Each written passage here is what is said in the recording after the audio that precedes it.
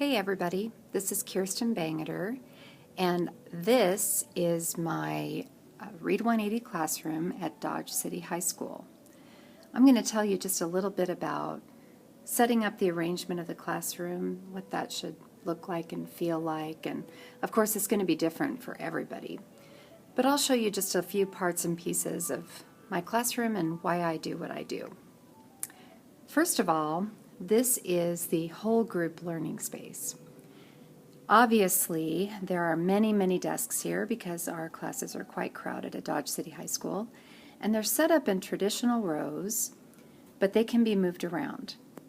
This is what I call the very negotiable space, meaning that we can change this up. We can make teams of 2, 4, 6, 8 people. We can do a U-shape, we can circle up, we can do what we want with these desks in the learning time, which is nice. Now, next to this negotiable space, we have some non-negotiable space, the computers. The computers are stuck where they are. The ports are there, the electronic equipment is all there, and so we can't really do much about moving those computers around. Equally non-negotiable is where the TV is, and also the projector screen. Now that brings me to what's above here on the ceiling, which is the LCD projector. I'd really like to be able to move that, but I haven't got anybody willing to do that for me. Darn it. Facing back toward the doorway, you'll see that I have a small group area with a table and some storage area for kids' binders, etc. This is my wall of fame. I collect pictures from students and I stick them up on my wall of fame. I'll show you more about that in just a minute. The brown cabinet is a negotiable. I can move that around. This cabinet is a non-negotiable. I have some creature comforts in my room. I'm blessed enough to have a little fridge and a microwave, which is great. And over here we have some more non-negotiables, counter space and cabinets. My printer has to stay pretty close to that area because of the internet port and electrical points. My teacher desk is over here because I hardly ever sit on it and it's out of the way. That makes it sound like I like to sit on my desk. Sorry. I never really sit at my desk. Over here is our reading nook where I have my over 1,000 library books for the students and a comfortable seating area. I really want students to feel comfortable while they read. Not to the point of falling asleep, of course, but I want them to see reading as pleasurable. So I have a variety of bean bags. I've got magazines for certain days. And I also have this beautiful circa 1990 plaid sofa. You would not believe how popular the sofa is. I like my space to have a name, and I have named my classroom the Palace, of which I am the queen. I like to remind the students there can only be one queen, and I am she. And also, of course, this is a Read 180 classroom, and we proudly state that. I want the kids to just embrace that and own it as much as possible. Here you see some beautiful boxes stacked. You know as well as I do that space is at a premium. And so sometimes you've just got to do what you got to do and stack those boxes. Sorry, it's kind of an eyesore, but there it is. This little obscure area right here is where I've got my laptop plugged in because I am limited by the LCD projector and the projector screen, and I don't want my desk taking up a lot of space right there. So I've created this sort of makeshift teacher center. And I only sit there when I absolutely have to, because of course we all know that a teacher should be off her seat, on her feet, covering her beat. And in my case, my beat is the Palace.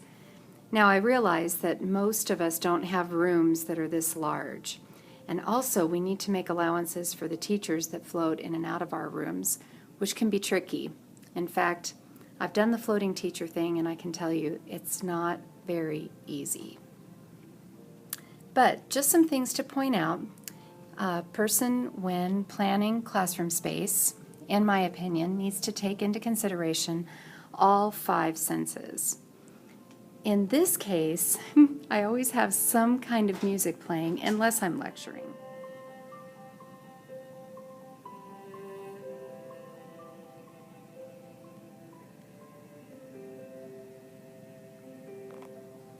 I love to use Pandora for music because I can range anywhere from 80s summer fun songs to piano guys, modern music set to piano, to Metallica or techno beat, even the beloved Justin Bieber.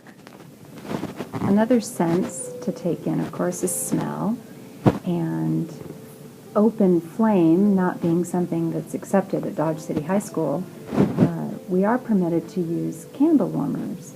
And so I will sometimes light a warmer under a candle, particularly if everybody's been trapped indoors a little too long and the smells are getting kind of stale and musty.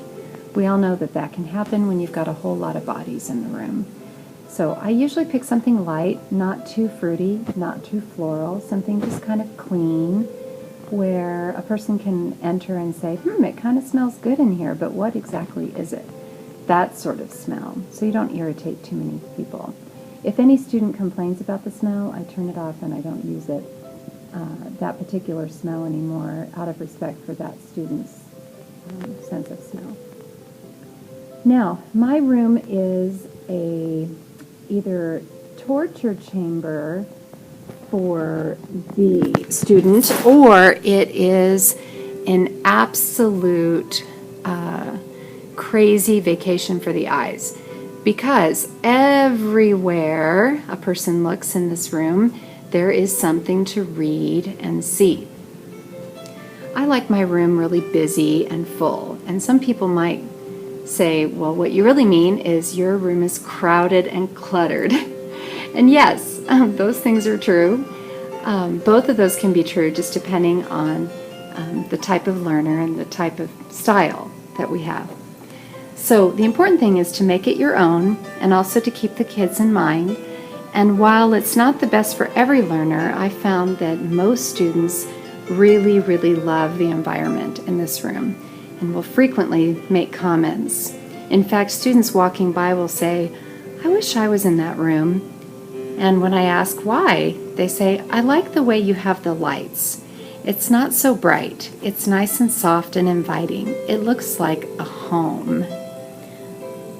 Maybe it's my Barbie chandelier. Just like a home, keep in mind that furniture is made to be moved around. This small group area used to be where the desk is now. But we found that when we were talking at small group, we were distracting the readers over at the reading center. You'll also notice that I have a security mirror tucked there in the corner. That's so I can keep an eye on people who try to hide away from me, imagine that, while I'm over here at the small group or teacher center. The point is, take what you have, make it yours, think about all 5 senses, think about your storage needs, think about optimum learning, and definitely think about moving it around often.